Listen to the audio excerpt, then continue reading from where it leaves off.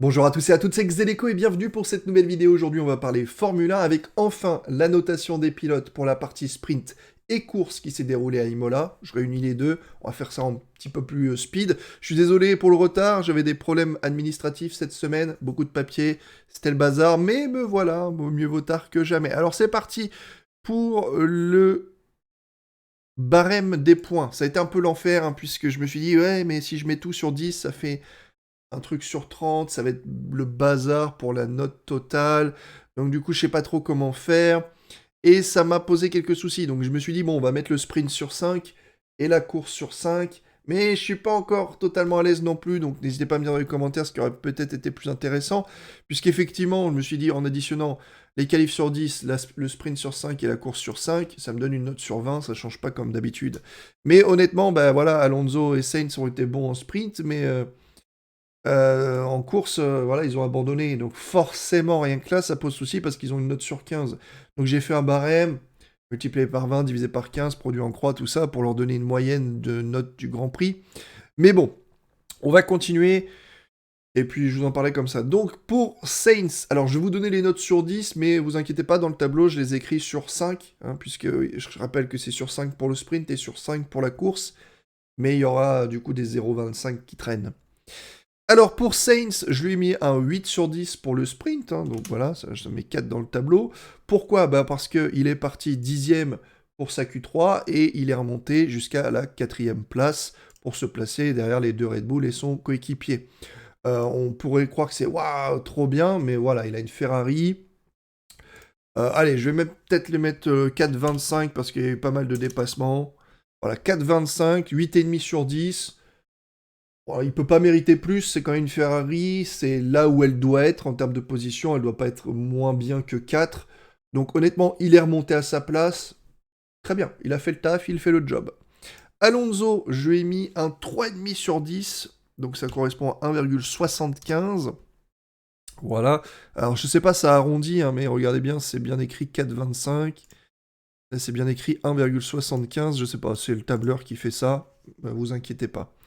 Donc Alonso top 5 en qualif et qui finit 9ème en sprint. Et là, ça fait mal parce que Alonso tout le temps, et moi je suis supporter d'Alpine, hein, mais bien évidemment, j'ai pas mis ma casquette, mais il est tout le temps là en train de déclarer en ce moment dans les médias je suis le meilleur, je dois être trop rapide, je devrais marquer 30 points, etc. Mais en fait, au final, quand il peut marquer des points, bah, il les marque pas non plus. Donc ça fait un peu système grande gueule. Alors je comprends qu'il y a de la frustration, mais là, le mec est top 5 en qualif et il finit 9ème hors des points. Donc si il y avait des points à prendre, effectivement, sur une course sprint. Et bah, mauvaise gestion pneumatique encore. Alors qu'il avait en plus le nouveau fond plat performance. Je peux pas lui donner un 3,5 sur 10. Il a perdu 4 positions. Et en plus, il perd des points pour Alpine. Donc voilà, il a juste bon, bah, terminé quand même dans le top 10. C'est cool pour la course. Mais en soi, le sprint est très mauvais chez Alonso, là, malheureusement. En ce qui concerne leur course, alors j'ai été très très très très indulgent pour considérer que comme leurs accidents ont eu lieu dans le premier tour, on va pas être méchant sur leur performance, hein, parce que si on veut être honnête, Sainz, sa performance de début de course, c'est un 3,5 sur 10, hein, c'est clairement un 3,5 sur 10. Mais bon, je vais pas lui compter pour pas être méchant. Parce qu'il prend un mauvais départ. Hein, il prend un mauvais départ, Lando Norris le dépasse, et puis Ricciardo voit son coéquipier faire, donc finalement il se dit ok, Sainz est en galère, je vais aussi m'engouffrer. Il s'engouffre à l'intérieur, il passe sur le vibreur, il commet une erreur, et il emboutit Sainz. Donc oui, c'est pas de l'erreur de Sainz d'avoir abandonné, mais en même temps il n'est pas irréprochable sur le départ. Je veux dire, si à la base il fait un bon départ classique et il garde sa position, bah, il n'est pas censé se faire emboutir par Ricciardo. Le fait de se faire dépasser déjà par une McLaren, si on note juste la partie départ jusqu'à la fin de sa course quand il abandonne, eh ben en fait il a fait un mauvais départ, un mauvais début de Grand Prix et c'est pas ouf. Pour moi, un 3,5 sur 10, c'était sa note. Alonso, pareil, départ moyen, un peu mieux que Sainz, mais départ moyen, il perd face à sa position face à Russell. Il laisse énormément de place. Il y a plus de deux voitures entre lui et Bottas devant, mais genre, tout le monde aurait pu s'engouffrer. Donc, du coup, il laisse une place énorme. Il se met pas à côté de Russell, donc du coup, bah, Russell passe. Et derrière, on a Schumacher qui s'engouffre derrière Russell. Donc il se dit, bah ok, Russell a pris la position. Moi, je m'engouffre derrière Russell, je suis la même trajectoire. Donc finalement, Schumacher s'engouffre derrière la trajectoire de Russell. Et Schumacher commet une erreur à la sortie du virage. Il fait la toupie. Sa roue arrière tape dans le sidepod d'Alonso qui explose 4 tours plus tard. Et il rentre au stand. Bon voilà, le début de la course pour moi d'Alonso, c'est un 5 départ moyen. Il perd une position, il maintient pas, et derrière, il se retrouve un petit peu voilà, en porte-à-faux, derrière Bottas, mais super loin, et Schumacher qui le touche. Voilà, encore une fois, un bon départ, ça peut esquiver pas mal de problèmes, hein, mine de rien. Donc c'était moyen pour Alonso. Par contre, ce que j'ai pas du tout apprécié en tant que supporter d'Alpine, autant je veux bien les bagarres sur la piste, parce que c'est super intéressant, hein. Tu vois, les mecs sont super affûtés. Autant ce qu'Alonso a fait, c'était genre juste dégueulasse. C'est-à-dire qu'il se fait dépasser par... je sais plus qui c'est qu'il y avait, il se fait dépasser par Tsunoda, donc il s'est fait passer par Russell, il se fait dépasser par Tsunoda, il se fait dépasser par, je sais plus qui c'est qu'il y a derrière, Hamilton, Stroll, etc. Et quand il y a, juste après Hamilton, il y a Ocon derrière, il le bloque pendant un tour complet, what the fuck? Un tour complet. Ocon se pointe derrière, au lieu de te dire, oh mec, de toute façon tu sais que tu vas abandonner, t'as un sidepod qui est complètement éclaté. Donc, non, tu dis, ok, je laisse passer Ocon, et à la limite, je bloque Gasly qui est derrière, tu vois, c'est peut-être plus intelligent en termes d'équipe. Non, non, il a bloqué Ocon un tour, 80% du tour, du première chicane, jusqu'à la ligne droite, où finalement il est rentré au stand et que Ocon a enfin pu le dépasser sur la ligne droite. Et pire, ça peut le mettre dans la merde, parce qu'en relâchant Ocon comme ça sur la ligne droite, eh ben, il est directement à la Marcy de Gasly sur le début. Donc c'est un petit peu le bazar. Donc de ce fait, j'ai pas apprécié du tout ça. Il a relégué Ocon, je crois, à 3 secondes 8 d'Hamilton. Ça a fait perdre énormément de temps. Derrière, Ocon est obligé de pousser pour rattraper un peu le peloton, même si ça va avec la bagarre, ça aide. Mais ça, j'ai pas compris. C'est genre, pourquoi il a fait ça? Pourquoi il a laissé se passer genre, facilement tous les autres, et quand c'est arrivé à Ocon, il l'a littéralement bloqué. Donc, ouais, je suis pas vraiment fan. Or, maintenant, on va reprendre sur Ricciardo. Donc Ricciardo, donc il nous fait un petit sprint. Il démarre 6ème. Il finit 6ème. Alors comme ça n'a pas l'air ouf, sauf qu'il démarre devant Perez et Sainz, forcément qui sont bien plus rapides que les McLaren. Et donc Perez et Sainz finissent bien devant lui, donc à la base il est censé perdre 2 places, mais non, il les a gagnés en grappillant Bottas et Magnussen et Magnussen et Alonso qui sont devant lui. Donc, bah, écoute, c'est plutôt pas mal, hein, finalement, c'était un bon sprint pour se ramener juste derrière son coéquipier. Donc, avec les petits dépassements, je lui mets un 8,5 sur 10, donc 4,25. 8,5 sur 10, c'est très bien. Il a fait le job, il se place derrière son coéquipier, c'est ce qu'il aurait pu faire en qualif, on ne sait pas. Mais donc, un bon sprint de la part de Ricciardo. Et pour la course, eh ben... ça s'engouffre, hein, c'est très mauvais. Et en plus, lui, il a eu la chance de pouvoir continuer alors qu'il a ruiné la course de Carlos Sainz.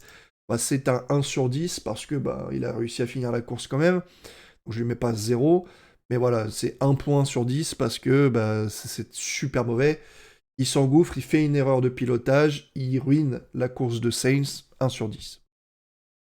Schumacher maintenant. Alors Schumacher, au niveau du sprint, il démarrait 12e et il finit 10e. Donc il dépasse George Russell et en même temps il dépasse, je crois, Sébastien Vettel, voilà, qui finit 13e. Donc il arrive à prendre des petites places. Honnêtement, c'est plutôt pas mal. Donc il a fait le job. Je lui ai mis un bon 8 sur 10 aussi. C'était un peu moins foufou que Ricardo, par exemple, où j'ai mis 8,5. Parce que bon, c'est Vettel. Donc Vettel, avec son Aston Martin, il est clairement voué à perdre des places parce que la pauvre, ça n'a pas vraiment de rythme. Cette pauvre Aston. Donc voilà, il a doublé quand même Russell. Donc il a fait le taf. Hein, 8 sur 10, c'est bien joué. Latifi, alors Latifi qui partait du coup 18ème, puisqu'il y avait 2 abandons derrière lui, et qui finit absolument dernier. Autant te dire que bon, cette fois il s'est pas craché, donc je lui ai mis un petit 2,5. Voilà, 2,5, donc c'est un 5 sur 10. C'était tout simplement moyen. Hein. Il perd la position sur son coéquipier, perd la position sur Ocon. Voilà, on va dire moyen, hein, et au moins il n'est pas de cracher, donc la moyenne, allez, 5 sur 10, c'est tout ce que ça mérite. Et pour la course, ah pardon, j'ai oublié la course de Schumacher. Schumacher, la course, je lui ai mis un 1. Je lui ai mis un 1, donc 0,5, hein, comme pour Ricciardo, bien évidemment. Il tente de s'engouffrer derrière Russell, il est à l'extérieur d'Alonso, et à la motricité, après la petite chicane, à la motricité, il perd le contrôle de sa voiture, il tape dans Alonso, ce qui fait abandonner Alonso. C'est dégueulasse, voilà, donc c'est pas bon. Et en plus, après, il recommet des erreurs en coupant la chicane tout droit, en loupant son freinage. Bref, il était complètement hors du coup, donc 1 sur 10. Schumacher, en ce moment, passe pas des très bons week-ends, hein, comparé à Magnussen qui fait le taf à chaque fois, qui fait le job. Bah là, Schumacher, il est clairement en train de perdre en réputation après les prestations qu'il nous offre. Et du coup, Latifi, je lui ai mis un petit peu d'encouragement. 7, donc 3,5, pardon. Je lui ai mis un 3,5, donc un 7 sur 10 pour sa course. Au final, donc la course, il la termine devant Schumacher, devant Ricciardo. Et au moins, il n'a pas commis d'erreur. Donc j'ai envie de dire, déjà, il a Williams, il est censé terminer dernier. Donc s'il fait le job en gagnant quelques places, ça vaudrait un 8. Mais bon, là, ceux qui l'a dépassé, c'est ceux qui se sont foirés eux-mêmes. Donc, en gros, voilà. Mais bon, je lui ai mis un petit 7 sur 10 d'encouragement, parce que c'est vrai que Latifi, voilà, s'il peut notamment finir des courses, c'est déjà, pourquoi pas. Guan Yu Zhou, alors Guan Yu Zhou, au niveau du sprint, avec la qualification, donc à la qualification, il était 14e. Il prend malheureusement un départ pas très bon, puisque Yuki Tsunoda va le passer, et qui se retrouve du coup à l'affrontement avec Pierre Gasly, au coude à coude. Les deux se laissent pas vraiment de place. Gasly freine un peu tard pour essayer de prendre l'intérieur. Lui, il prend l'extérieur parce qu'il a largement la place, mais il n'en laisse pas beaucoup non plus. Ça fait un petit peu Gasly qui monte sur le vibreur. Erreur Ricciardo. Gasly tape Guan Yu Zhou, Zhou qui fait la toupie, qui finit dans le côté, il peut plus repartir. Donc, effectivement, ça pique un petit peu. Donc pour Guan Yu Zhou, je lui ai mis un 2 sur 10 pour sa qualif sprint. Malheureusement, certes, il fait une erreur. Il aurait pu laisser plus de place, mais en même temps, son départ était pas très bon. Et du coup, il a perdu des places pour le sprint qui sont prépondérantes, parce que du coup, ça t'emmène pas très bien. Ça t'emmène au fond du trou, malheureusement. Par contre, pour la course, hein, du coup, rappelons-le, pour la course sprint, il part dernier. Et donc, il finit devant Ricciardo, Schumacher, Latifi. Ce qui est plutôt pas mal, parce qu'au final, devant, c'était quoi? C'était le fameux train de DRS, Hamilton, Gasly, Albon, etc. Donc, pour la course, on va dire qu'il a fait ce qu'il a pu, il a fait le taf. Je lui ai mis un 8 sur 10, donc un 4. Il pouvait pas rêver de plus, après, c'était le fameux train de la mort, quoi. Donc il est remonté, il a gagné quelques places, puis voilà, c'est tout. Course à peu près correcte, mieux que son sprint, c'est sûr. Ocon, alors Ocon qui partait du coup avec un problème mécanique, donc il partait avant-dernier pour les sprints, qui finalement termine 16e, donc qui réussit à gagner des places au départ, avec un bon départ, et en même temps qui a réussi à profiter de l'accrochage Pierre Gasly, Guan Yu Zhou, donc qui récupère des places. Il a fait le taf, c'est pas non plus exceptionnel, il a pas remonté de genre 7 ou 8 places. Je lui ai mis un 8 sur 10. Je vous rappelle que le 8 sur 10, c'est il a fait le job, c'est tout, ce qu'on demande à un pilote. Donc voilà, un petit 4 pour le sprint, il a fait le job. Pour la course, j'étais parti au début sur un petit 4, et puis finalement, je suis un petit peu rétrogradé. C'est vrai qu'il a fait le café dans le sens où il est parti 19e en sprint, il finit 16e, et après de la course, il passe de 16 à 11, qui est plutôt une bonne prestation, hein, mine de rien. On peut pas lui tenir rigueur de l'erreur de son équipe qu'il relâche dans les stands, ça il y peut rien. Lui, il fonce, il esquive le truc de l'écurie AlphaTauri qui pendait, là, le câble, et donc du coup il serre un peu Hamilton, il prend la pénalité. Bon voilà, l'équipe qui le relâche comme ça, une safe release, comme ils disent. On peut pas mettre ça sur la faute du pilote, donc on va juste juger sa performance. Et je lui ai mis un 3,25, donc un 6,5. Alors 6,5, pourquoi? Parce que certes, il a pénalité, Mais grâce à cette pénalité, il arrive à passer devant Hamilton dans les stands. Donc en soi, il arrive à gagner une position là. Donc c'était plutôt cool. Et il aurait pu en faire avantage s'il avait réussi à passer Stroll. Et en fait, devant Stroll, il y a un boulevard. Ça a été bloqué pendant Tsunoda pendant un temps fou. Mais une fois que Tsunoda il est parti, qu'il a trouvé son rythme avec ses pneumatiques, bah, il n'y avait plus que Stroll devant. Et avec le DRS, etc., il n'a pas réussi à passer Stroll. Alors que s'il réussissait réussissait à passer Stroll, devant, je crois qu'à la fin du Grand Prix, il y a un boulevard de 15 secondes, il me semble. Et clairement, je pense qu'avec l'Alpine, Ocon avait clairement plus de rythme que l'Aston Martin, tout comme l'AlphaTauri avait plus de rythme que la Williams, tout comme la Mercedes avait plus de rythme que toutes celles-là, clairement. Mais c'est un train de DRS, c'est chaud à passer, et Stroll a bien défendu pour le coup. Donc voilà, il aurait pu marquer des points s'il avait réussi à passer Stroll petit à petit sur les 20 tours qui restaient. Il aurait grappillé, et il aurait pu mettre plus de 5 secondes, parce que rappelons que Stroll c'est la 10e place. Donc si Ocon passe en 10e place et qu'il met plus de 5 secondes d'avance à Stroll, bah, sa pénalité, voilà. Et il l'a pas fait, donc 3,25, c'est pas... c'est une course correcte, mais c'est pas non plus super folichon. Hamilton, je lui ai mis un 3,5, je trouve, donc un 7 sur 10. Je trouve pas, peu importe ce que les gens ils en disent et sa position à l'état final, je trouve pas que sa course soit mauvaise. Par contre, du coup, au sprint, j'ai oublié, je lui ai mis aussi un 3,5. Donc je pense pas que sa course soit mauvaise, non plus son sprint. Hein. Donc son sprint, il démarre 13e et il finit 14e, ouais, donc il perd une place face à Tsunoda. Et donc, bah, c'est pas non plus exceptionnel, quoi. Donc, je lui ai mis un 7. Je vous rappelle que 8 sur 10, c'est faire le job. Là, il a perdu quand même une place, donc j'ai mis un 7 sur 10. Et pour la course, j'ai mis aussi un 7 sur 10 parce que je trouve qu'il a fait une bonne course en tant que pilote.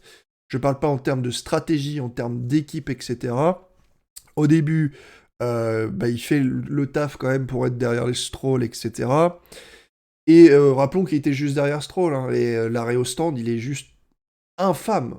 Il est infâme, je crois, 4 secondes 9 ou 5 secondes à l'arrêt au stand.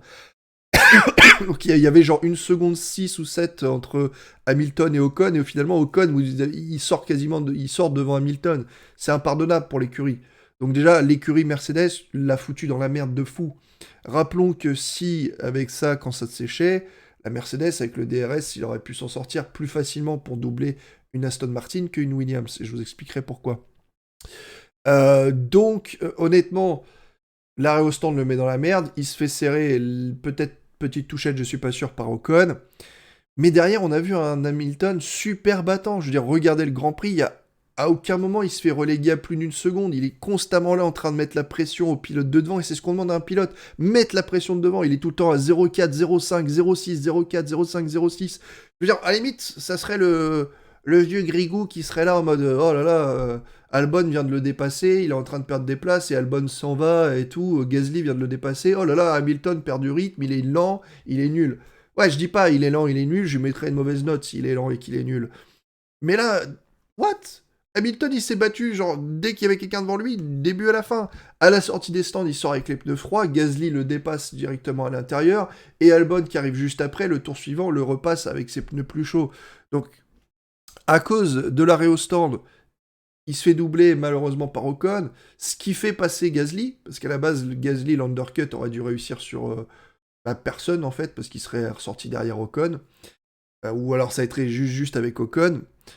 Mais en soi, à la presse, ce que j'ai aimé, c'est la combativité d'Hamilton. Et pour moi, il y a une bonne mentalité et une bonne course d'Hamilton au niveau de la combativité, même s'il n'a jamais réussi à passer à cause de la Williams. La Williams, rappelons-le, expliquons pourquoi, a pris donc un petit setup des réglages avec une faible traînée. Donc pour ceux qui ne savent pas, c'est que Williams est arrivé avec un nouvel aileron arrière à plus faible traînée, histoire d'avoir une plus grande vitesse de pointe, alors que les Red Bull, le Mercedes, tout ça avec beaucoup plus d'appui. Idem pour l'AlphaTauri d'ailleurs. Par eux-mêmes, la meilleure vitesse de pointe, c'est Albon et Latifi. Les Williams ont atteint par eux-mêmes plus de 290 km/h. C'était genre facile 10 km/h de plus que la Mercedes ou même l'AlphaTauri. Donc ouais, ils avaient un setup avec faible traînée. Donc du coup, en fait, quand Albon a réussi à doubler, Albon, pour lui, c'était plus facile de doubler sur la ligne droite parce que il avait une meilleure vitesse de pointe. Donc avec la vitesse de pointe et le surplus de vitesse, il a réussi à dépasser. Et une fois qu'il était devant, eh ben en fait, sa vitesse de pointe l'empêchait de se faire dépasser à nouveau. Et c'est pour ça qu'Albon a fait une bonne prestation avec ces réglages-là, et que c'est pour ça que Gasly et Hamilton se sont retrouvés dans la merde, mais c'était pas spécialement mauvais là-dessus. Alors, au niveau du sprint, alors, pour le sprint de Gasly, bah, je lui ai mis un 1 sur 10, hein, c'est quand même un accident. Il ruine la course, donc il finit la course de Guan Yu Zhou. C'était un très mauvais week-end hein, pour Gasly. Il s'accroche finalement après sa qualification P17. Il termine P17 en sprint. Il gagne pas de position et il fait abandonner quelqu'un et c'était pas terrible du tout. Pour la course, je lui ai mis un 3, donc un 6 sur 10. 6 sur 10, pourquoi? Alors que oui, il finit devant Hamilton. Au niveau du premier relais, comme j'ai dit, Hamilton, Stroll, alors Tsunoda, Stroll, Hamilton. Hamilton mettait tout le temps la pression au pilote devant. Et derrière Hamilton, il y a eu Ocon. Et Ocon qui s'est fait carrément ralentir par Alonso. Et donc après, on a eu le premier relais où tu avais Hamilton, Ocon qui essayait de revenir, et Ocon en essayant de revenir sur Hamilton, bah, Gasly n'avait tout simplement pas du tout de rythme sur le premier relais. Je crois qu'avant même de s'arrêter au stand, il était arrivé à 4 secondes. Il était à plus de 4 secondes d'Ocon, c'est-à-dire vraiment un manque de rythme. Alors que Tsunoda pourtant était devant, donc la comparaison avec l'équipier fait mal. Et c'est-à-dire qu'après on lui a chaussé donc un tour avant les pneus intermédiaires, il a quasiment, bah, il a rattrapé son retard parce que la différence pneumatique est énorme. Hein. C'est pas waouh le pilote est super rapide, c'est juste que la différence pneumatique entre des pneus classiques, durs, lisses et des pneus intermédiaires, il peut y avoir facile 10 ou 15 secondes. Donc du coup, il arrive quand même à réussir l'undercut sur Hamilton de manière osée, donc c'était plutôt pas mal. Mais finalement, Albon arrive derrière, dépasse Hamilton, puis Albon dépasse Gasly, donc il perd même sa place face à la Williams. Et après, la Williams a retenu tout le monde dans un train de DRS. Pareil, il y avait sûrement plus de rythme dans l'AlphaTauri, mais impossible de dépasser Albon. Bah, c'est bien joué de la part de la Williams, mais bah, voilà, c'était pas un super week-end, c'était pas une super course non plus de Gasly. Malheureusement, encore une fois, quand on compare à ce que son coéquipier a été capable de faire, il souffre aussi de cette comparaison-là. Passons à Albon maintenant, du coup, qui avait abandonné aux qualifications et qui avait fini, du coup, juste devant son coéquipier 18e au sprint. Alors, pour le sprint, eh ben, il a fini devant son coéquipier, vous savez, 8 sur 10. Il a fait le job. Pour la course, je lui ai mis quand même un 5. Mec, il a une Williams, il part 18e. Il y en a deux qui se plantent, mais il dépasse quand même tous les gens qu'il faut. Il dépasse Guan Yu Zhou. Non, Guan Yu Zhou, il part dernier. Qu'est-ce qu'il a dépassé? Bah, au final, il a dépassé Hamilton et Gasly, ce qu'il fallait. Il a profité de ça. Et après, avec sa Williams et sa super vitesse de pointe, il a retenu tout le monde derrière. Donc, superbe défense, tout le Grand Prix. Il finit 11e parce qu'il y a la pénalité d'Ocon de 5 secondes. Il l'amène 14e. Donc, finalement, Albon prend la 11e place. Mais franchement, si Leclerc termine dans le mur et il restait dans le mur, Albon avait de nouveau une 10e place. Il a de la chance que Leclerc ait pu repartir et remonter. On verra ça plus tard. Mais en soi, tu dis que Albon a failli faire 2 top 10 consécutifs avec une Williams, what the fuck? Et ouais. Donc ouais, la course d'Albon, elle est folle avec sa Williams. Hein. Ok, sur les 10-15 derniers tours, il commençait à perdre du terrain sur Ocon, mais c'était suffisamment respectable en termes de rythme de course. Super course d'Albon, du coup. Stroll, alors Stroll, je lui ai mis un 3,5 en sprint. Pourquoi? Eh ben parce que au sprint, il démarre 15e et il finit 15e. Donc voilà, il n'a pas vraiment gagné de place, il n'a pas perdu de place. C'est ce qu'on attend quand même d'une course sprint, d'être agressif. Donc ceux qui gagnent des places pour moi en sprint, c'est ceux qui font le job. Ceux qui font le job, ceux qui perdent des places, ils ont des mauvaises notes. Donc je lui ai mis un petit 7 sur 10 pour le sprint et je lui ai mis un 9 pour la course de Stroll. Il finit dans les points. Donc honnêtement, pas mal avec une Aston Martin, finir dans 10e. Et puis bah, il a réussi à défendre sur Ocon, alors qu'il était plutôt insistant sur le début. Donc c'était vraiment bien, très bonne course d'amener l'Aston Martin, qui est quand même peut-être même la pire voiture avec la Williams, on va dire ça comme ça, qui a beaucoup de problèmes à régler, et pourtant, bah, il a géré. Alors certes, il n'a pas réussi à dépasser Tsunoda, qui conservait ses pneus, mais derrière, bah, quand Tsunoda il est parti, lui a fait sa course, il a géré son rythme, il a retenu Ocon tout ce qu'il fallait, et il a conservé sa 10e place, donc il a marqué des points pour l'écurie, c'est très bien. Magnussen, alors Magnussen, bah, c'est comme pour Alonso, hein, je lui ai mis un 1,75, non, je lui ai mis un 2, 3,5, puis je lui ai mis un 4, pourquoi? Bah, parce que Magnussen, il part 4e et il finit 8e du sprint. Donc il perd 4 positions, ça fait extrêmement mal. Alors ok, il avait pris une stratégie en pneu médium, mais à un moment donné, aux 3 quarts du sprint, là où les pneus médiums sont censés être un petit peu plus performants, il n'a jamais vraiment réussi à bien les faire fonctionner. Donc finalement, bah, il a perdu toutes ses positions, mais contrairement à Alonso, il est resté, il a inscrit des points pour l'écurie.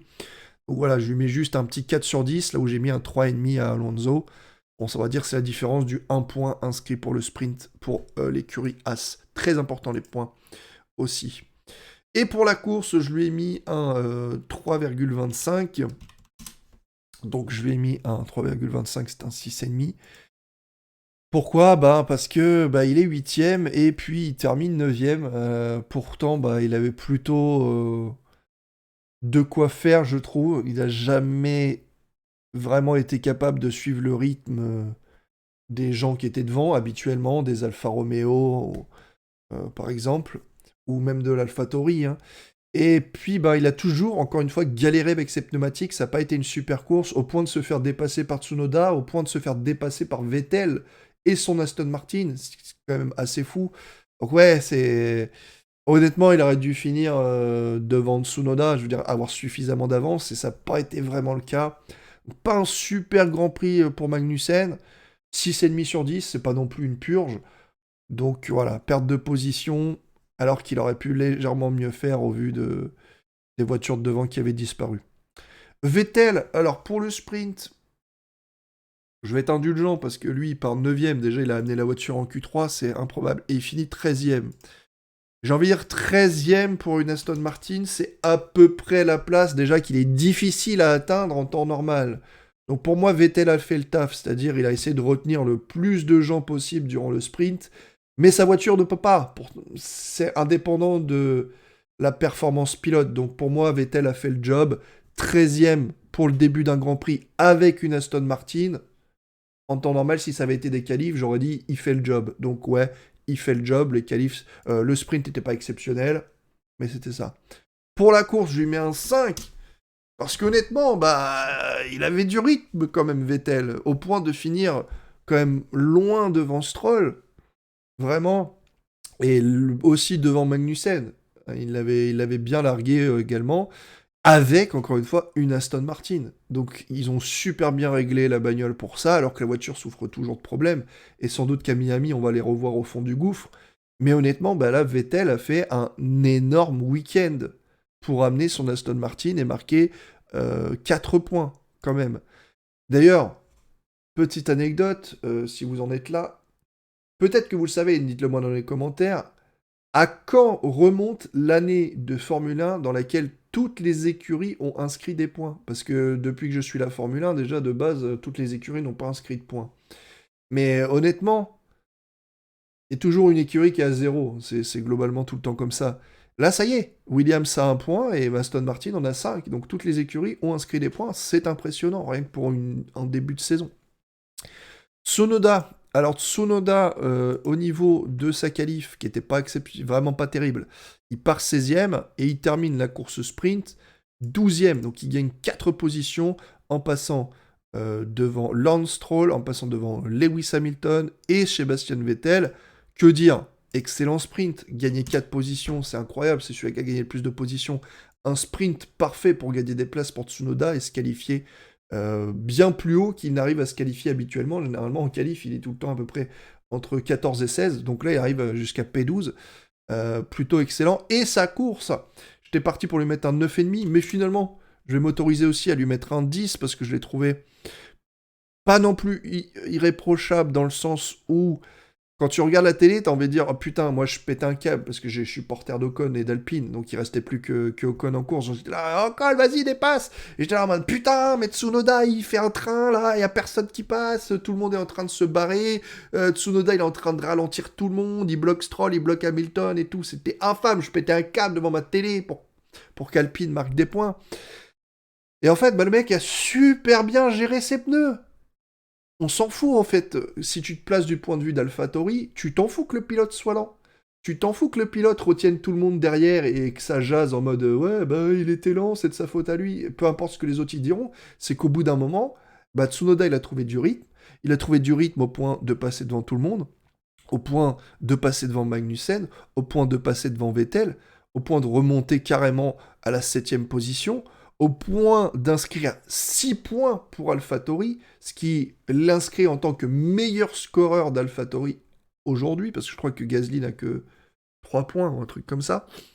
Donc il a le double de Gasly actuellement. Ben voilà, c'est sa première course, elle est excellente, Tsunoda. Franchement, P16, P12, P7, quoi. P16, P12, P7. Ouais, je vous le redis, quoi. Il a gagné encore 5 places. C'est une course parfaite pour Tsunoda qui inscrit ses premiers points. Honnêtement, avec la manière. Donc on s'en fout s'il a retenu tout le monde au bout d'un moment. Après, quand il a dit « Ok, je me barre », il s'est barré et c'est tout le monde en plan.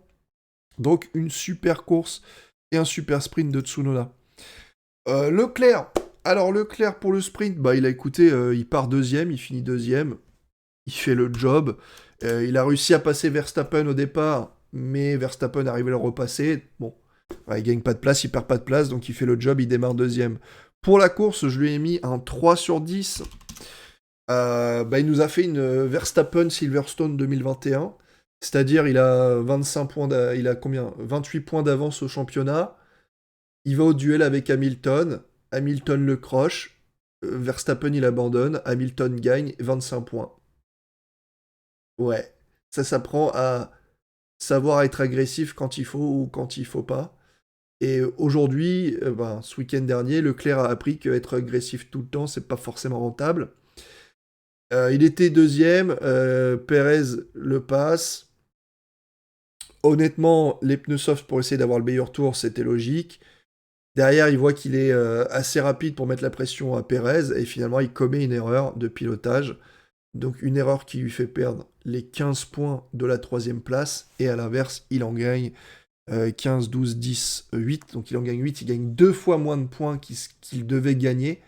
Donc je suis désolé, hein, c'est la première mauvaise course de Leclerc. Malgré tout, il a la chance de ne pas casser sa bagnole et de repartir, parce que pour moi, ça aurait été un 0, vous le savez.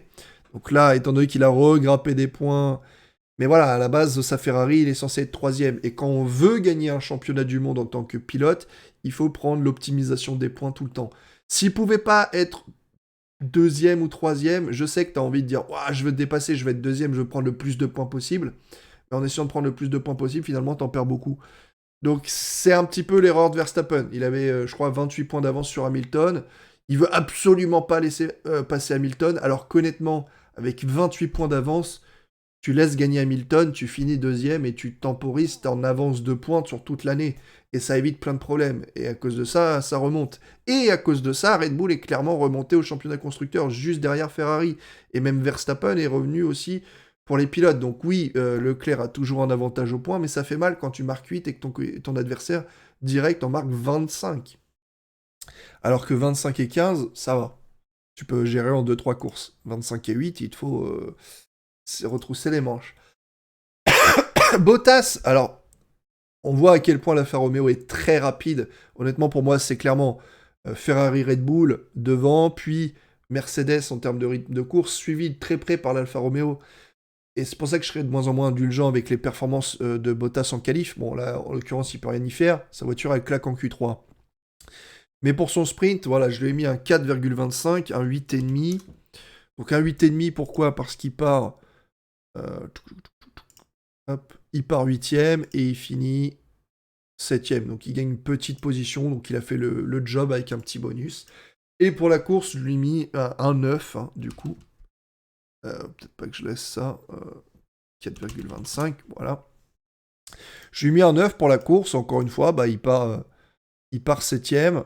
Et puis, ben, il finit 5e. Donc, c'est plutôt pas mal, un petit top 5 pour Alfa Romeo. Il a inscrit beaucoup de points. Il est même passé devant Ocon et tout.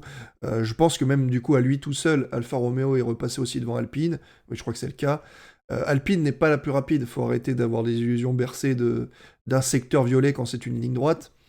Vers une ligne droite, n'importe qui est capable de faire un secteur violet si tu pousses ta bagnole à fond. Ce qui est important, c'est de faire des secteurs violets dans les virages lents, genre à Monaco, des trucs comme ça.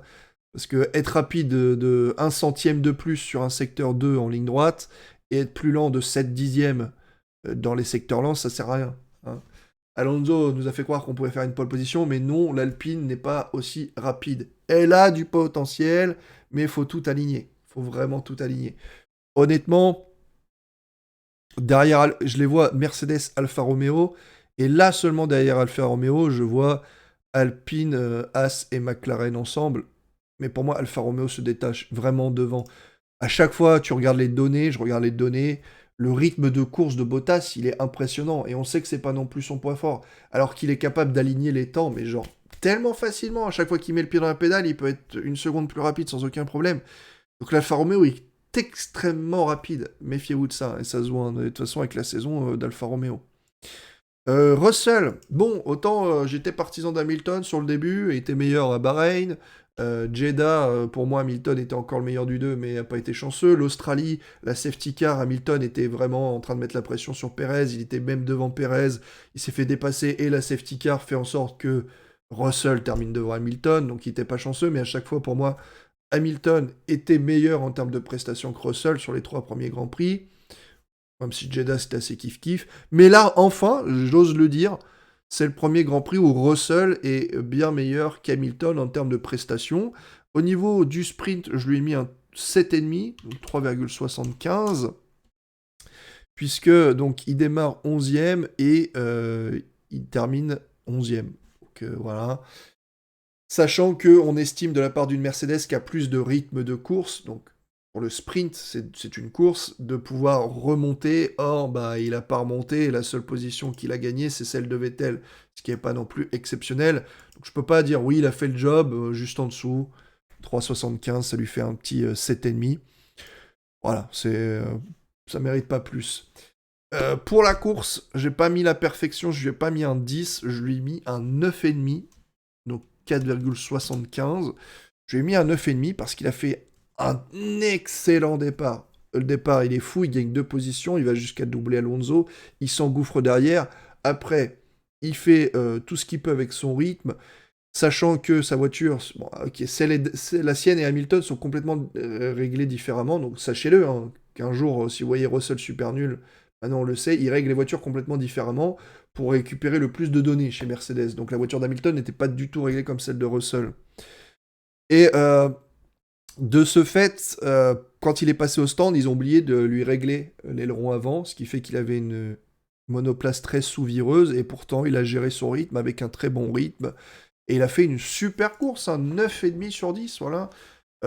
Honnêtement, la perfection, c'était qu'il aille chercher la McLaren, mais avec ce qu'il avait, c'était peut-être un peu compliqué, donc on ne va pas lui en vouloir. C'était une excellente, excellente course de Russell. Norris pour le sprint, il démarre du coup 3e avec les qualifs, il finit 5e puisqu'il fait passer Perez et Carlos Sainz. Il n'y a pas grand chose à dire, il ne peut pas faire autrement, il fait le job, c'est un 8 sur 10, donc 4. En ce qui concerne maintenant le Grand Prix, bah c'est pareil, je lui ai mis un 9, donc 4,5. Pourquoi moins que Russell, vous me direz? Bah, c'est-à-dire que Russell, il partait quand même P11 et il finit P4. Donc il a dû faire des dépassements, il a dû gérer sa course, dépasser... Voilà. Ce que n'a pas dû faire Norris au final. Norris, il a fait un bon départ, il a dépassé Carlos Sainz, et après, en fait, il a eu juste à gérer sa course. Je vous rappelle que moi, 8 sur 10, c'est faire le job, 9 sur 10, c'est faire une bonne course, et après, le 9,5, c'est batailler un peu, et le 10, c'est faire une prestation de ouf, tu vois. Et donc, honnêtement... avec sa voiture, etc. Donc là, Norris, lui, il n'a pas vraiment dû à batailler. Une fois qu'il a pris la position de Sainz, il est resté là, il n'a pas été inquiété. Il était 4e tout le long du Grand Prix. Et puis Leclerc se crache, boum, il monte sur le podium.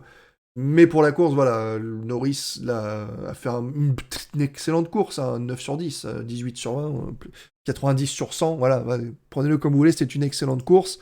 Mais je mets le 9,5 à Russell, parce qu'il a dû faire des dépassements en plus, et donc, qui dit dépassement dit risque d'accrochage aussi, hein, bien évidemment. Donc, il y a des risques supplémentaires. Voilà, pour moi, c'est la petite explication. Pérez, au niveau du sprint, bon, encore une fois, on va pas s'emballer. Pérez fait une très mauvaise qualification, mais je l'ai déjà noté pour ça. Donc, il part 7ème et il finit 3ème. C'est ce que sa Red Bull lui permettait de faire. Il a fait son taf, je lui ai mis un 4. Voilà, tout simplement. Allez, à la limite, je fais comme pour Sainz, histoire qu'il n'y ait pas de jaloux. 4,25. Donc un 8,5, parce qu'il a réussi à grimper des places. Et pour la course, je lui ai mis un 3,5. Alors oui, il finit sur le podium, oui, il finit deuxième, mais vous savez comment je note. Moi, je note sur la performance globale. Et excusez-moi, Pérez qui finit à plus de 15 à 20 secondes de son coéquipier, c'est pas bon. Hein, vous le savez, je vous l'ai dit, en plus de 10 secondes, c'est pas terrible. 15-20 secondes, c'est mauvais. En plus de ça, il commet une erreur lui-même. Il loupe un point de freinage au même endroit que Mick Schumacher à la chicane, il va tout droit, donc et perte de temps aussi là-dessus, donc erreur personnelle. Tu peux pas dire que c'est un grand prix de Pérez, oui, il a chopé la deuxième place parce que Leclerc se foire, mais honnêtement, je sais pas s'il aurait gardé sa deuxième place si Leclerc s'était pas foiré, mais c'était pas exceptionnel. 7 sur 10, c'est loin d'être un mauvais grand prix de la part de Pérez, on est d'accord, mais il n'est pas irréprochable non plus. 7 sur 10, voilà. Il faut le rythme, bosser un petit peu ça. Et Verstappen, bah c'est pareil, hein, il démarre le sprint premier, il perd la position face à Leclerc, il récupère la position, donc bah 4, il a fait le taf. Hein, il a fait le taf. Contrairement à Perez, bon, il n'y a pas eu globalement de dépassement à faire plus que ça, hormis sur Leclerc. Il n'y a pas eu besoin de remonter 4 ou 5 voitures. Donc c'est un bon sprint de la part de Verstappen, et pareil, un 9 sur 10 sur la course, c'est une très bonne course, super bien gérée, aucun problème, jamais inquiété, complètement tout seul dans son monde. 9 parce que bah il n'y a pas eu vraiment de lutte pour avoir plus que 10, plus que 9, pardon. Donc voilà. Ce qui nous donne des moyennes complètement atypiques, bien sûr, puisqu'on va additionner de base les 3 notes, sauf pour Albon et Ocon, puisque ce sera le sprint et la course x2. Mais pour leur a donné la moyenne. Et pour Alonso, c'est tout simplement la note sur 15, donc que je repasse sur 20, fois 20 divisé par 15 pour le produit en croix. Ce qui nous donne, et là vous allez pouvoir voir si vous êtes d'accord ou pas, et c'est aussi là que j'ai une question à vous poser juste après ça. C'est là que je me suis rendu compte qu'en notant la qualification sur 10 et la course sur 10, c'est un peu chaud, parce qu'il y a des pilotes là qui vont pas avoir une bonne moyenne sur le week-end, mais qui pourtant ont ramené énormément de points de dimanche. Et c'est vrai que dans l'importance, ramener des points le dimanche, c'est plus important que démarrer le dernier en qualification. Donc ce que je veux aussi expliquer, donc par exemple je parle à Russell, vous voyez 13,5, alors qu'il est dans le... C'est pas terrible, tu vois, son week-end n'est pas terrible parce que ses qualifications étaient pas terribles, son sprint moyen et sa course très bonne. Donc dans le fait, ça s'équilibre, c'est un week-end pas mauvais, 13,5. Mais en soi, la course, il finit quand même P4, et c'est là où c'est le plus important, parce qu'il ramène énormément de points. Donc vous allez me dire, ouais, mais c'est plus important de ramener des points. Seulement, je vais vous poser une autre question, c'est, si jamais il y avait un pilote qui avait une voiture, mais genre 5 secondes plus rapide que tout le monde, en qualification, il est tellement nul, le pilote, qu'il se qualifie dernier, derrière Latifi. Mais en course, sa voiture, elle est tellement rapide que finalement, il dépasse tout le monde, les uns après les autres. Chaque tour, il dépasse quelqu'un. Donc en fait, en qualif, il est tellement nul qu'il finit dernier, parce que le pilote est très lent. Mais en course, sa voiture est tellement rapide qu'au final, bah, en rythme de course, il finit premier. Bah, ça fait un peu ce délire-là, c'est-à-dire que oui, en course, il finit premier, et oui, il a 25 points, et oui, il va devenir champion du monde.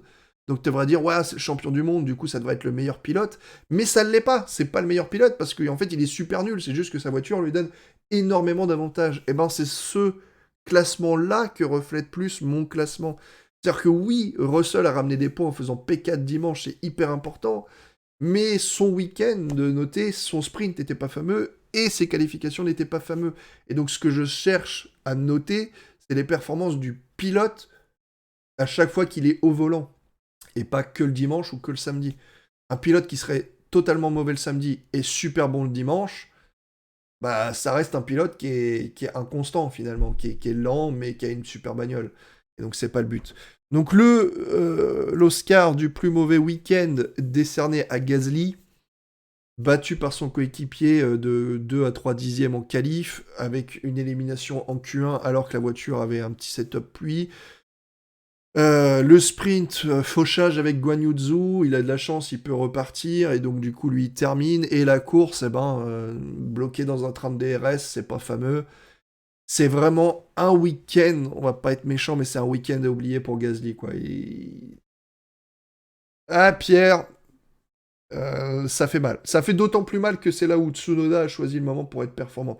Et j'ai envie de dire encore une fois, ça me rend dingue, c'est que cette année, d'habitude, les années habituelles, on dit toujours, pour qu'un pilote score pour les champions du monde, etc., il faut être le plus constant possible. Ah, si tu peux être cinquième, être tout le temps cinquième. Mais cette année, en fait, comme tout le monde peut inscrire des points sur des trucs n'importe comment, il faut pas être constant. En fait, si t'es constant 11e, ça te sert à rien, ça te fait zéro. Alors que si un mec est tout le temps dernier, mais fait une fois 10e, bah il a marqué un point, donc il est meilleur. C'est ça un petit peu qui est reflété cette année et qui pose problème à la communauté de fans de Formule 1. Parce que c'est horrible quand tu vois ça. En gros, imagine le mec qui fait tout le temps 12e, toute l'année, 12e, pas mal. Son coéquipier, il est tout le temps dernier, mais il fait une fois 5e, il a marqué 10 points.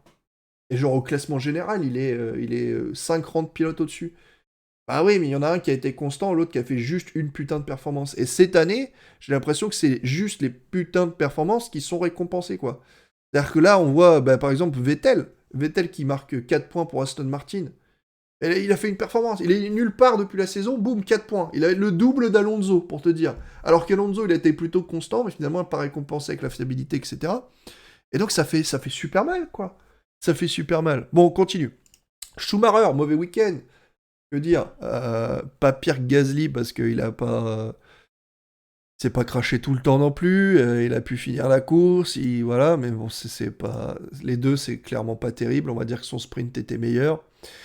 Latifi, bah pour le coup, un mauvais week-end, mais un mauvais week-end sur Latifi, je pense que c'est son meilleur week-end en soi, donc un 8. Saints, bah ça fait mal, hein. Crash en qualification par une erreur personnelle, un très bon sprint, mais ça équilibre pas, puisqu'il abandonne pour la course, donc ce qui aurait pu marquer beaucoup de points pour Ferrari. En ce moment, Sainz est en train d'handicaper Ferrari, donc c'est un mauvais week-end pour Sainz, malheureusement. En perte de points, ça pique. Guan Yu Zhou, bah, il est complètement anonyme, hein. C'est les qualifications. Je lui ai mis un 5 en qualif. Ouais, en qualif, je lui ai mis un 5. Pourquoi j'ai mis un 5 en qualif? 14e. Non, qu'est-ce que c'est ça? Oui, c'est ça. Oui, bah non, c'est une note sur 10. Je me dis, attends, 5 sur 5, je suis complètement fou, moi. Je lui ai mis un 5 en qualif parce que c'était complètement moyen. La course sprint, bah, il perd des places, il se fauche avec Gasly, bah, c'est pas terrible. Et la course est correcte. Donc au final, c'est bah, complètement moyen, et c'est un 10. Hamilton, c'est pareil, son week-end est super moyen. C'était pas terrible en qualif, c'était pas terrible en sprint. En course, c'était un peu plus performant en tant que pilote, mais au final, le résultat, il est pas probant non plus. Donc c'est un week-end carrément moyen pour Hamilton. Ricardo, excellent en qualification, même s'il n'a pas pu tout montrer, excellent en format sprint également, et bah, c'est le néant dans la course, hein, malheureusement, ce qui lui fait... voilà, 13, c'est pas terrible. Pour les notations du GP, il faut savoir que au-dessus de 16, c'est les pilotes qui ont fait un excellent week-end. Entre 14 et 16, c'est les pilotes qui ont fait le taf. En dessous de 14, c'est déjà un peu plus chiant. Russell a quasiment fait le taf, du moins il a fait le taf le jeudi, c'est ce que je vous ai dit. Le dimanche, pardon, le dimanche il a ramené des points, donc c'est hyper performant. Mais son sprint, c'était pas terrible en fait. Son sprint, c'était pas terrible, ses qualifications, c'était pas terrible non plus. Donc c'est tout ça qu'on conjugue ensemble, ce qui nous donne un week-end passable, super rentable pour Mercedes, mais en termes de pilote, c'est passable. Et encore une fois, vous allez me dire, oui, mais il a ramené plein de points, c'est hyper important les points. Oui, mais je note pas le classement pilote, moi. Sinon, vous allez sur le classement pilote avec les points récupérés. Et dans ce cas-là, vous avez le classement pilote par points récupérés. C'est pas ce classement-là que je fais. Tsunoda qui partait très mal avec un 4 sur 10 en qualification, mais qui a été parfait, hein, donc finalement qui réalise encore une fois un week-end où il a fait le taf finalement d'un truc qui n'était pas facile à la base, il a fait le job. Perez également, qui a fait le taf, c'est pas non plus exceptionnel, mais ses qualifs c'était pas terrible, il est remonté en sprint, il a fait une course correcte, donc il a fait le job. Alonso a fait le job, il a fait le job en qualif, en sprint par contre ça n'a pas été trop ça, donc malheureusement c'est l'inverse d'Ocon, Ocon qui finalement a pas pu se qualifier, mais qui a fait le job en gagnant des places en sprint, en restant en dehors des accrochages, et qui a fait le job pour la course, qui a gagné, hein, qui est passé au final de P19 à P11, ce qui est quand même plutôt intéressant, là où Alonso est passé de P5 à P9 et à abandon. Stroll qui a fait, bah encore une fois, là on a une petite flopée, hein, Stroll qui a fait un bon week-end, Leclerc qui a fait un bon week-end, malheureusement qui se foire sur la course, Magnussen, pareil, il a fait un week-end correct aussi, bon en qualification, pas terrible en sprint. La course, il pouvait avoir plus de rythme que ça. Donc voilà, c'est... Là ici, de Ricciardo à Magnussen, c'est pas irréprochable, hein. Il y a toujours un petit truc comme ça qui fait que tu dis, le pilote aurait pu faire ça ou pu faire ça pour que ce soit mieux. Par contre, là, on attaque donc au-dessus de 16, hein, il y a un gouffre, donc les pilotes qui ont été excellents. Bottas, excellent en qualif, excellent en sprint, excellent en course.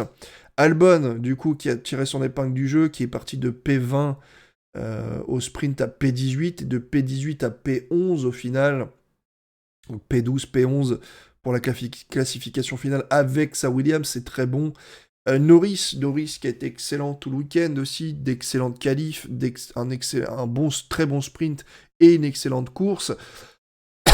Même notation d'ailleurs pour Verstappen, excellent en qualif sous la pluie, un bon sprint et une très bonne course. Et la palme revient à Vettel et son Aston Martin qui inscrit 4 points. Donc je ne sais pas jusqu'à quand ça va se reproduire ces 4 points.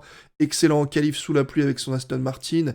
Bonne course sprint et une très bonne course aussi malgré un rythme qui n'est pas spécialement là dans l'Aston Martin. Il a fait tout ce qu'il a pu avec la bagnole, je pense. Sans commettre d'erreur et ça c'est top. Donc voilà pour le classement. Vettel, Verstappen, Norris, Albon, Bottas. Les pilotes super intéressants et quasiment irréprochables. Magnussen, Leclerc, Stroll, Ocon, Alonso, Perez, Tsunoda, Russell, Ricciardo, les pilotes qui ont fait le job, qui ont été plus ou moins bons dans une certaine partie du week-end. Et Hamilton, Guan Yu, c'est les pilotes qui n'ont jamais été bons à aucun moment du week-end. À aucun moment du week-end, tu dis waouh, la folie. Et derrière, ceux qui ont passé un très mauvais week-end, Sainz, Latifi, Schumacher, Gasly, malheureusement. Voilà pour ça, le total ne doit pas être bon, faudrait que je vois pour le refaire. J'espère que cette vidéo vous aura plu, hein, bien évidemment, j'espère que vous avez compris encore plus cette notation, parce que c'est vrai que c'est un petit peu atypique, et je sens que dans les commentaires, certains vont dire « Oui, mais Russell a pris plein de points le dimanche, c'est beaucoup plus important que les qualifications. » Je note la performance du pilote. Effectivement, hein, dans ton droit, comment, toi, je te pose encore une question, ça vous fait beaucoup à répondre dans les commentaires, comment noterais-tu un pilote qui se qualifie dernier, parce que si on vous suit sur ce barème, si les points sont importants, un pilote qui se qualifie dernier, et lors de la course, les 19 autres pilotes abandonnent avec un crash. Non, juste par fiabilité. Les 19 autres pilotes ont des problèmes de fiabilité. Le pilote dernier, donc Latifi, admettons, Latifi gagne en étant premier, 25 points. Est-ce que tu lui mets un 10 pour autant? Est-ce que tu lui mets un 10 sur 10? Moi, non. Clairement pas. Je veux dire, si tout le monde abandonne et que Latifi est premier avec 25 points, eh ben, je vais lui mettre, je sais pas, un 6 sur 10, parce que, en fait, t'as rien fait d'exceptionnel. Oui, t'as eu les points, mais on s'en fout que t'aies eu les points. Ce qui est pas assez important, c'est est-ce que t'as été bon pour avoir le résultat? Et c'est ça qui m'importe. C'est pour ça que je note pareil un pilote qui est passé de P12 à P5 qu'un pilote qui est passé de P18 à P12. Parce qu'au final, la progression, voilà, tu vois Albon, Albon, c'est sur la course et tout, c'est aussi bon que Russell. Tu vois, faut pas... Mais pourtant, clairement, le résultat, Albon n'a pas ramené de points. Ouais, mais en termes de performance pilote, il pouvait pas faire plus. Ça, c'est important. Allez, ciao tout le monde, à la prochaine, portez-vous bien et prenez soin de vous. J'ai fait 1 heure pour les 2 notations, hein. Je m'en suis pas mal sorti. C'est plutôt cool. Ah bah, vous voyez mes notations, je vous ai mis sur le côté en préparation. Chut, mince, je me suis fait griller. Allez, ciao tout le monde, à la prochaine, portez-vous bien et prenez soin de vous, bye bye.